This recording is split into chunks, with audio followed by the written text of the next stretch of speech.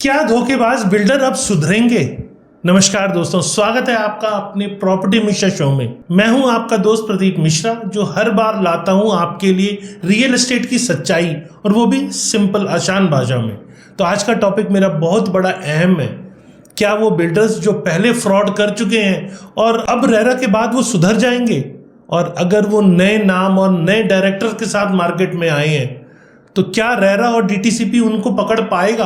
क्या हमें उन्हें दूसरा मौका देना चाहिए? और सबसे जरूरी सवाल, आप होम बायर्स कैसे बच सकते हैं? कैसे धोखेबाजों से बच सकते हैं आप? तो चलिए वीडियो को शुरू करते हैं और आपको डिटेल में सारी इंपॉर्टेंट इंफॉर्मेशन देता हूं।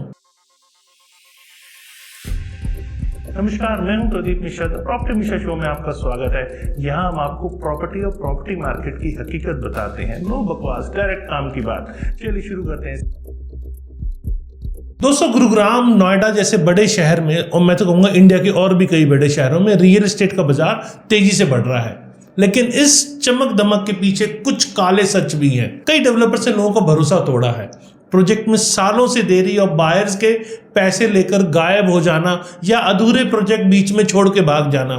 आपने ऐसी खबरें बहुत सारी सुनी होगी। तमाम टीवी चैनल्स पे ऐसी तमाम खबरें चलती रहती हैं।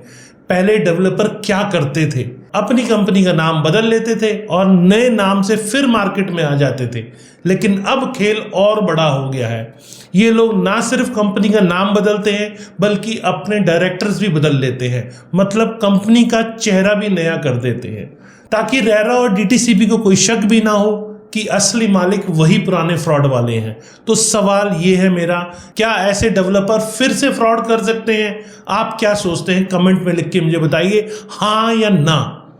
और आप ऐसे कौन कौन से बिल्डर को जानते हैं जिन्होंने बार बार नाम बदलकर झूठ बोला और जनता को बेवकूफ़ बनाया है? अगर हाँ तो नाम मुझे कमेंट सेक्शन में बताइए, क्योंकि मेरे बाकी व्यूअर्स भी वो सब नाम जानना चाहते हैं, पुराने और नए नाम, ताकि वो आगे ना फंसें। और मेरी आप सबसे विनती है कि ये वीडियो ज़्यादा से ज़्यादा उन लोगों तक पहुंचाइए जो प्रॉपर्टी खरीदना चाहते हैं या रेगुलर इन्वेस्टमेंट करते रहते हैं, जिससे कि वो फंस ना पाएं। क्योंकि ये बहुत बड़ा जाल है जिससे आपको बच के रहने की ज़रूरत है। यहाँ रेरा का रोल और उसके पास भी कुछ चैलेंजेस हैं। अब उसके ऊपर बात करते हैं। Real estate regulation act RERA, जो 2016 में लागू हुआ था। रेरा ने रियल एस्टेट को ट्रांसपेरेंसी लाने की पूरी कोशिश करी। इसके जो रूल्स हैं वो बहुत सख्त हैं। हर डेवलपर को अपने पुराने प्रोजेक्ट, लीगल जो उसकी प्रॉब्लम है, और प्रमोटर्स की पूरी डिटेल देनी पड़ती है। प्रमोटर यानी कंपनी के पीछे असली लोग। तो भले ही कंपनी का नाम बदल जाए, रेरा प्रमोटर्स को ट्रैक कर सकता है। अब एग्जाम्पल के तौर पे, हरियाणा में एक बड़े डेवलपर ने अपनी कंपनी का नाम बदला और नया प्रोजेक्ट शुरू करने की कोशिश कर दी। लेकिन रेरा ने उनके पुराने रिकॉर्ड्स चेक किया और रजिस्ट्रेशन को रोक दिया। तो हाँ, फ्रॉड की गुंजाइश यहाँ कम हुई है रेरा आने के बाद। लेकिन यहाँ एक बहुत बड़ा पेच है।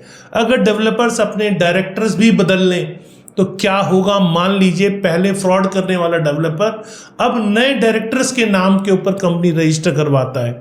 ऐसे में रेरा को ये पता लगाना मुश्किल हो सकता है कि असली मालिक वही पुराना फ्रॉडी है, वही फ्रॉड वाला है। क्यों? क्योंकि रेरा मुख्य रूप से प्रमोटर्स और कंपनी के रिकॉर्ड्स पर डिपेंड करता है। अगर सारी कागजी कार्रवाई नए नियमों से हो तो गहरी जांच के बिना समझ पाना रेरा के लिए भी मुश्किल है। और सच कहें तो हर केस में इतनी गहराई से जांच करना रेरा के लिए भी आसान नहीं है। कहीं हद तक एम्प्लॉइज़ की कमी, समय की कमी और बहुत बड़ी संख्या में प्रोजेक्ट्स की वजह से ये रेरा के लिए मुझे थोड़ा सा मुश्किल दिखता है। तो हाँ, नए नाम और नए डायरेक्टर के साथ फ्रॉड की गुंजाइश अभी भी बनी हुई है। आपको क्या लगता है, क्या रेरा ऐसे चालाक डेवलपर्स को पकड़ सकता है? कमेंट में अपनी राय बताइए। अब तक आपका क्या रेरा के साथ एक्सपीरियंस रहा है, पूरा डिटेल में बताइए, क्योंकि मेरे बाकी व्यूअर्स भी आपके कमेंट को पढ़ रहे हैं। ये मैं सारी इन्फॉर्मेशन आपको दे पाऊँ हर प्रोजेक्ट की, मेरे लिए भी कई बार पॉसिबल नहीं हो पाता। तो आपकी जो व्यथा है, जो आपका एक्सपीरियंस है, जब आप वो शेयर करते हैं तो बाकी व्यूअर्स के लिए भी वो बहुत बेनिफिशियल होता है। तो आप लिखते रहें, और आप सभी व्यूअर्स से बात कर रहा हूं मैं कि आप उन कमेंट्स को पढ़ते रहें। अब डीटीसीपी का रोल और तालमेल की कमी के ऊपर बात करते हैं। डीटीसीपी यानी department of town and country planning, ये डिपार्टमेंट डेवलपर्स को प्रोजेक्ट शुरू करने का लाइसेंस देता है। लाइसेंस के लिए डेवलपर्स को अपनी कंपनी का डिटेल, फाइनेंशियल स्टेटस और पुराने रिकॉर्ड दिखाने पड़ते हैं। लेकिन यहाँ भी वही दिक्कत है, अगर डेवलपर नए डायरेक्टर के साथ नाम बदल कर आता है और अप्लाई करता है तो डीटीसीपी को कैसे पता चलेगा कि असली मालिक वही पुराना फ्रॉड करने वाला है। और सबसे बड़ी बात, रेरा और डीटीसीपी के बीच तालमेल की कमी कहीं ना कहीं दिखती है। मान लीजिए रेरा को किसी डेवलपर के पुराने फ्रॉड का पता चलता है लेकिन डीटीसीपी को नहीं पता चलता।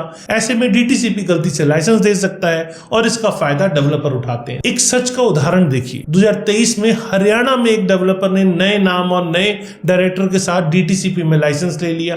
बाद में पता चला कि असली मालिक वही पुराने फ्रॉड वाले थे जिनके खिलाफ पहले से केस चल रहा था। जब तक ये बात सामने आई, बायर्स ने उस प्रोजेक्ट में पैसा लगा दिया था। तो सिस्टम में अभी भी सुधार की जरूरत है। आपके हिसाब से क्या रेरा और डीटीसीपी को एक साथ मिलकर काम करना चाहिए? कमेंट में मुझे आप बताएं। क्या इन्हें दूसरा मौका मिलना चाहिए इन डेवलपर्स को जिन्होंने पहले फ्रॉड किया है? अब ये डेवलपर्स पहले चूंकि फ्रॉड कर चुके हैं, अब वो नए नाम और नए डायरेक्टर के साथ फिर से मौका ढूंढ रहे हैं। तो मैं आपसे बार बार पूछ रहा हूं कि क्या इनको मौका मिलना चाहिए? ये सवाल आसान नहीं है। मेरे हिसाब से अगर वो सच में सुधर गए हैं, रेरा के सारे नियम मानते हैं और पुरानी गलतियों को ठीक भी कर रहे हैं या कर चुके हैं, तो शायद एक मौका बनता है। लेकिन सावधानी बहुत जरूरी है। क्यों? क्योंकि कुछ डेवलपर नए नाम और नए चेहरों के पीछे छिपकर फिर से वही धोखा कर सकते हैं। वो बायर से पैसे ले लेते हैं, प्रोजेक्ट शुरू कर लेते हैं और फिर बीच में छोड़कर गायब हो सकते हैं। ऐसे में आपका पैसा और भरोसा दोनों डूब जाएंगे। मेरा सुझाव है आपसे, अगर दूसरा मौका देना है तो रेरा को उन पर कड़ी निगरानी रखनी चाहिए और ज़्यादा फाइनेंशियल गारंटी मांगना चाहिए। हर महीने प्रोजेक्ट को ऑडिट करना चाहिए और पुराने रिकॉर्ड्स को बराबर चेक करना चाहिए। साथ ही आप बायर्स को भी स्मार्ट बनना पड़ेगा।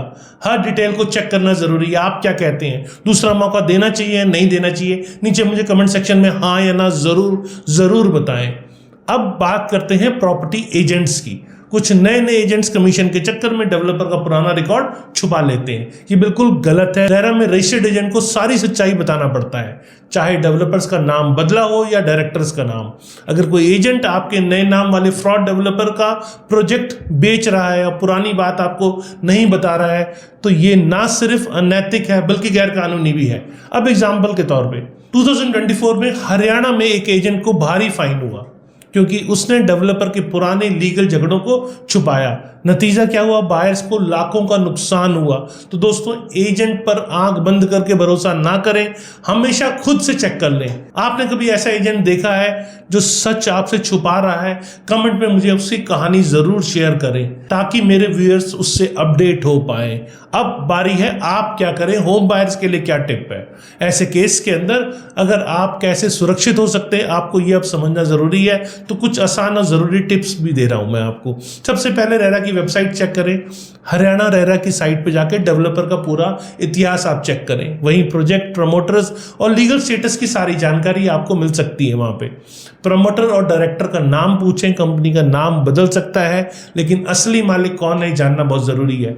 आप कंपनी के रजिस्ट्रेशन डॉक्यूमेंट्स भी चेक कर सकते हैं, जैसे कि MCA, ministry of corporate affairs की वेबसाइट पर जो मिल सकते हैं आपको, वो भी आप चेक कर सकते हैं। रेरा रजिस्टर्ड एजेंट ही चुने और उनसे हर डिटेल मांगे। अगर एजेंट कुछ छुपा रहा है तो तुरंत आप सावधान हो जाइए। पुराने प्रोजेक्ट की जांच जरूर करें। डेवलपर के पहले कौन कौन से प्रोजेक्ट उसने किए हैं, उनका डिलीवरी स्टेटस क्या है, क्या वो अभी भी अधूरे पड़े हैं। उस साइट पर जाके RWA से भी मिलें और वहाँ के लोकल रेजिडेंट से मिलकर तब समझ पाएं कि हमें उस डेवलपर की प्रॉपर्टी लेनी है या नहीं लेनी है। बगैर साइट पे गए, फोन पर एजेंट ने कहा और आपने चेक काट के दे दिया, ये आपकी गलती है, ये दूसरे की गलती नहीं है और आपको अपनी गलती खुद सुधारनी पड़ेगी। लीगल एडवाइस भी लें। अगर आपको थोड़ा सा भी कहीं शक हो रहा है तो किसी प्रॉपर्टी वकील से आप सलाह लें।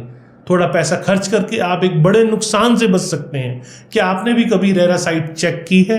कमेंट में बताइए, क्योंकि मैं जानता हूं आप में से बहुत कम लोग हैं जो रेरा की साइट चेक करके प्रॉपर्टी खरीदते हैं। हाँ या नहीं कमेंट में बताइए। फ्रॉड अभी भी संभव है, ये मेरा क्वेश्चन है। अब आखिरी सवाल, क्या नए नाम और नए डायरेक्टर के साथ भी डेवलपर फ्रॉड कर सकते हैं? जवाब है हाँ, कर सकते हैं, खासकर तब जब रेरा और डीटीसीपी के बीच तालमेल की कमी हो। अगर डेवलपर सारे कागजी कार्रवाई नए नियमों से कर ले तो उसे पकड़ पाना कहीं हद तक मुश्किल है। लेकिन अच्छी खबर यह है कि रेरा लगातार सुधार कर रहा है। एग्जाम्पल के तौर पे अब रेरा के प्रमोटर्स के अलावा कंपनी के शेयर होल्डर्स की भी जानकारी मांगी जाती है ताकि असली मालिक छुपा ना हो पीछे, उसको भी पकड़ सके। फिर भी 100% गारंटी नहीं है। सिस्टम जितना सख्त हो, डेवलपर उससे बचने की चालाकी अक्सर ढूंढ ही लेते हैं। तो इसका मतलब है कि आपको खुद सतर्क रहना है। हर कदम पे आप सवाल पूछें, हर कागज आप चेक करें। आपको क्या लगता है, क्या रेरा और डीटीसीपी मिलकर फ्रॉड को पूरी तरह रोक सकते हैं? कमेंट में अपनी राय जरूर दें। तो दोस्तों, आज हमने देखा रेरा और डीटीसीपी ने फ्रॉड कम करने की कोशिश तो की, लेकिन नए नाम और नए डायरेक्टर के साथ धोखेबाज बिल्डर फिर भी एक नई चाल बना के मार्केट में आ जाते हैं। तो आपको यहाँ स्मार्ट बनना है, रेरा साइट चेक करनी है, प्रमोटर्स की जांच करनी है और एजेंट पर आंख बंद करके भरोसा नहीं करना है। अगर आपको ये शो पसंद आया तो लाइक करें, सब्सक्राइब करें, बेल आइकन दबाना ना भूलें। अगली बार मिलते हैं एक नए टॉपिक के साथ। तब तक प्रॉपर्टी मिश्रा शो को फॉलो करें और स्मार्ट बायर बने। नमस्कार और जय हिंद।